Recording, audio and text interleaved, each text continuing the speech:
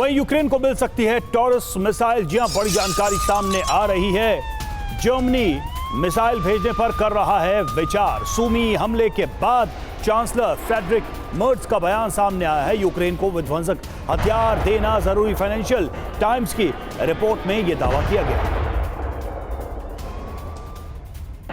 तो देखिए, ब्रिटेन और जर्मनी के इस प्लान से आखिर रूसी राष्ट्रपति व्लादिमीर पुतिन क्यों है परेशान, इसका अंजाम क्या होगा ये आपको बताएंगे। वैसे ही अगर देखा जाए तो रूस को लेकर अमेरिका से कहीं ज्यादा आक्रामक रुख फ्रांस और ब्रिटेन जैसे मुल्कों का नजर आ रहा है। तो यूरोप की पूरी कोशिश अभी इस आग को, इस जंग को और बड़ा करने की नजर आ रही है और किसी भी तरह से यह जंग खत्म ना हो, यह कोशिश नजर आती है। जर्मनी का ऑपरेशन टॉरस क्या है, खबर क्या है? यूक्रेन को टॉरस मिसाइल दे सकता है जर्मनी, ये बड़ी खबर सामने आ रही है। यूक्रेन की रक्षा के लिए मिसाइल देने पर, टॉरस मिसाइल देने पर विचार किया जा रहा है। जर्मनी के चांसलर फ्रेडरिक मर्ज ने यह दावा किया है। यूरोप चाहे तो कीव को लंबी दूरी की मिसाइल देंगे, यह कहा गया है। यूक्रेन को जवाबी कार्रवाई के लिए विध्वंसक हथियार मिलें, जर्मनी इसके पक्ष में नजर आ रहा है। अब टॉरस मिसाइल का जिक्र हुआ है तो इसकी ताकत भी जल्दी से आपको बता देते हैं। 500 किलोमीटर तक मार करने की इसकी क्षमता है। फाइटर जेट से टॉरस मिसाइल को लॉन्च किया जा सकता है। बंकर भेदी वॉरहेड इसमें लगाए जा सकते हैं जो कि इसे और ज्यादा घातक बनाते हैं। और देखिए, इस बीच रूस की जर्मनी को चेतावनी सामने आई है। यूक्रेन को टॉरस मिसाइल देने पर रूस ने धमकाया है। जर्मनी यूक्रेन युद्ध को भड़का रहा है, यह सीधे सीधे क्रेमलिन की तरफ से कहा गया है। यूक्रेन को टॉरस मिसाइल देने से तनाव और ज्यादा बढ़ेगा। रूस ने एक बार फिर जर्मनी को किया है आगाह।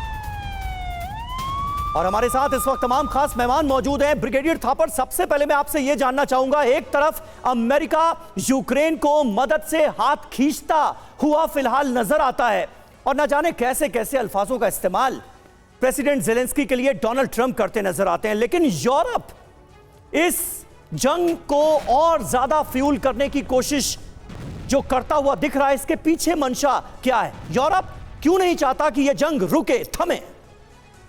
देखिए, असली खतरा जो है रशिया से वो यूरोप को है जी। अगर लड़ाई फेवरेबल टर्म्स पे नहीं रुकती है तो अगली टारगेट रशिया का यूरोप हो सकता है, यूरोप का कोई देश हो सकता है। इसलिए जब अमेरिका, जो कि नॉर्मली ज़ेलेंस्की के साथ होना चाहिए था, रशिया के खिलाफ होना चाहिए था, वो लगता है ऐसा है ट्रंप के अंडर रशिया को ज़्यादा भाव दे रहा है, सपोर्ट दे रहा है, उसकी बात सुन रहा है, ज़ेलेंस्की से हाथ खींच रहा है।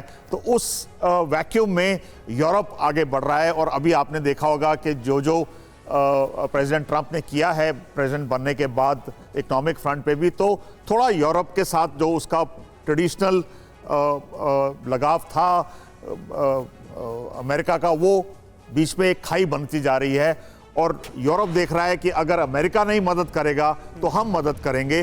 बेशक इतनी मदद ना कर पाएंगे जो अमेरिका कर रहा था, लेकिन फिर भी अपनी कोशिश अगर जर्मनी, इंग्लैंड और देश फ्रांस वगैरह मिलके मदद करेंगे तो काफ़ी हद तक ये लड़ाई जारी रहेगी और रुकने का नाम नहीं लेगी जब तक कि अमेरिका अपना फर्म स्टेप ले कि नहीं, अब लड़ाई नहीं होगी, दोनों देशों को वार्न करे और यूरोप को भी वार्न करे। तब तक ऐसा नहीं होगा। और वो तभी होगा जब ज़ेलेंस्की के जो शक हैं, जो फियर है उसका रशिया से, वो काफ़ी हद तक उसको अमेरिका आश्वासन ना दे कि हम रशिया की गारंटी लेते हैं कि रशिया ये नहीं करेगा, ये नहीं करेगा। लेकिन सर, सच्चाई ये है कि ट्रंप ने इसके लिए सीधे तौर पर इनकार कर दिया। अभी तक ट्रंप ने कोई कमिटमेंट ऐसी नहीं दी है, ना ही कोई भरोसा दिया है।